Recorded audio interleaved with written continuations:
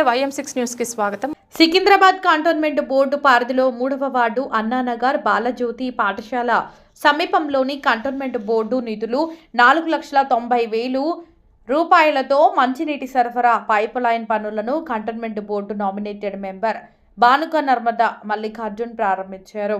ఈ సందర్భంగా బానుక నర్మద మల్లికార్జున్ మాట్లాడుతూ రాబోయే రోజుల్లో మల్కాజిగిరి పార్లమెంటు సభ్యులు ఈటెల రాజేందర్ సహకారంతో వార్డులలో నెలకొన్న సమస్యలను పరిష్కారం చూపిస్తామని, అలాగే త్వరలో ఇక్కడ ఎంపీ ఈటెల సహకారంతో ఒక బోర్వెల్ వేయించనున్నట్లు తెలిపారు. ఈ కార్యక్రమంలో బీజేపీ 3వ వార్డు అధ్యక్షులు అరుణ్ కుమార్, మహంకాళి జిల్లా ఉపాధ్యక్షులు బిఎన్ శ్రీనివాస్, కంటోన్మెంట్ మహిళా మోర్చా కన్వీనర్ వినోద, వార్డు మహిళా మోర్చా అధ్యక్షురాలు అనురాధ మరియు బీజేపీ నాయకులు, కార్యకర్తలు మరియు బస్తీవాసులు మధు, హరికృష్ణ, నరేష్, రేఖ, వనిత మరియు తదితర బస్తీవాసులు పాల్గొన్నారు.